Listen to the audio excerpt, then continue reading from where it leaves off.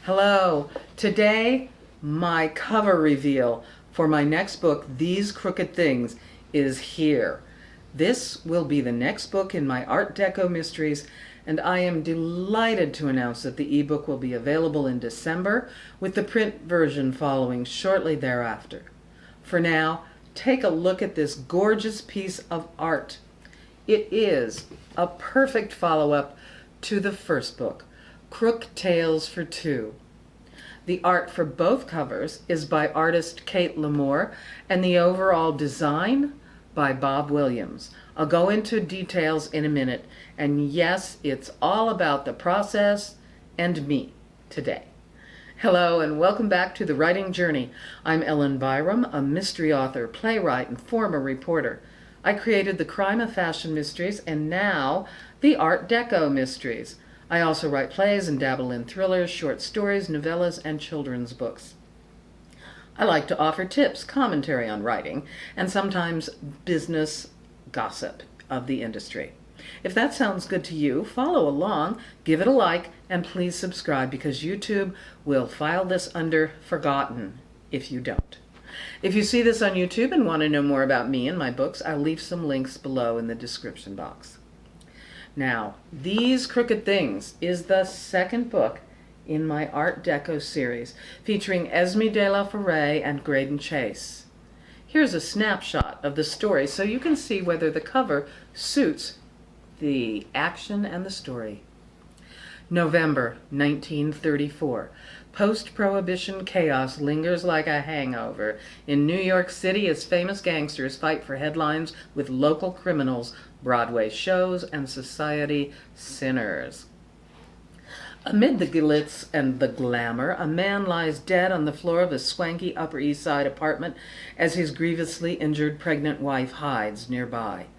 Newly engaged couple Esme de la Forêt and Graydon Chase are called in to keep the scandal at bay.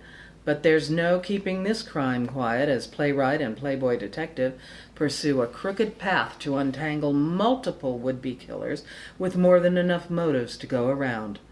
Complications abound when Graydon's aristocratic English parents invite themselves to Esme's for that most American holiday, Thanksgiving. Over the turkey and stuffing, Graydon's oh-so-aristocratic father itches to involve himself in the investigation, despite his prejudice against his son's fiancée for being a woman of the theater, a local mobster trying to go legit crashes a party with vital information. Will it be in time to keep the detecting duo safe from a gunman's bullet?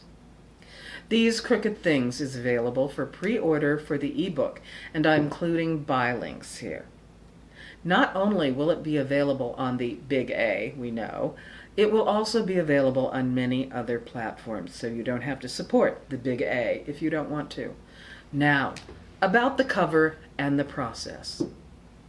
Because I am independently publishing the book, I had pretty much full control over the cover. And if you have seen earlier videos, you know I am very concerned about the covers and my vision for the books. You can create a cover many different ways. You can buy it finished, fill in the blanks. Covers are available online. You can buy art or photos from companies like Shutterstock. When I was with a traditional publisher, however, I was presented with the covers after they were finished. Imagine my surprise when my first book, which I thought was compelling and stylish, had a cover that said to me, "Judy Jetson gets a haircut." When I retrieved my rights, I republished the books with covers that I thought were much more on point. Here is Killer Hair the way I always thought it should be. The new Killer cover was designed by Bob Williams using a tiny portion of a photo from Shutterstock. He decided on placement of text and the typeface. You may think that so many book covers out there look alike, and a lot do, but believe me, choosing the typeface can be incredibly taxing and difficult. For my new series, and I don't know how many books there will be, I wanted a distinctive look and style, like a fashionable magazine cover from the 1930s. I wanted it to be glamorous and glitzy, inviting the reader to jump into the action. Now, I love J.C. Leyendecker, who designed many things, but he also created 322 covers for the Saturday Evening Post, before Norman Rockwell became their artist. I wanted that elegance, but created for a mystery. I went looking for an artist who could do that very thing. I discovered Kate Lamoure online via video about how she went about recreating the look of Leyendecker. I contacted her, and she agreed to give it a go. She hadn't created a cover before, but she was game, and so was I. I don't know how other writers do it. This was my process. This new cover, like the cover for Crooked Tales for Two, was a collaboration among Kate, Bob, and me. We three had several phone conferences over what the book cover should look like, my vision for it, and I am amazed at how, out of those talks, this cover came to life. Actually, this cover came to life. So I ordered postcards, posters, and notebooks. All I can say is that Kate gets it. She seems to instinctively know how to present the books and the style they should be.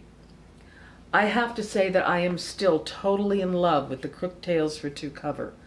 And I didn't see how I could love anything more, and then Kate came up with this new cover. Wow. There are posters and postcards in my future. I feel it. Keeping in line with the color story of Crooked Tales for Two, of a dark background and bright artwork and the typeface, I was interested in having a predominant and dramatic color scheme. The first book featured a black background with gold Art Deco screen and the gold gown. For this book, I wanted blue and a blue gown. The first cover depicts an indoor scene, while the second seemed to call for being outside at twilight. The 1930s New York City skyline firmly places it in time and space, and the evening clothes, including the top hat, indicate it's been a night on the town. There's also movement to their bodies, suggesting action. As with the stories, the characters of Graydon Chase and Esme de la Forêt are more intimately connected than on the first cover, demonstrating that their relationship has grown. Also, we first thought that the title text here would be in silver or white, but the neon blue works so much better and harkens to the times, a time of jazz and neon. The T in these has been transposed to a bubbly champagne glass, and the typeface is used on both covers.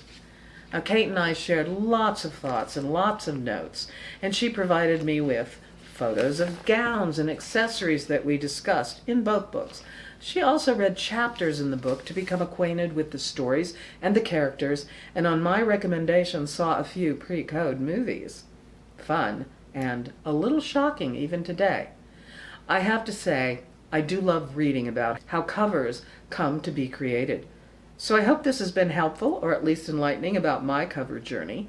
If you have cover stories of your own, please share them in the comments. That's all I have for now, and I'll see you next week. Cheers!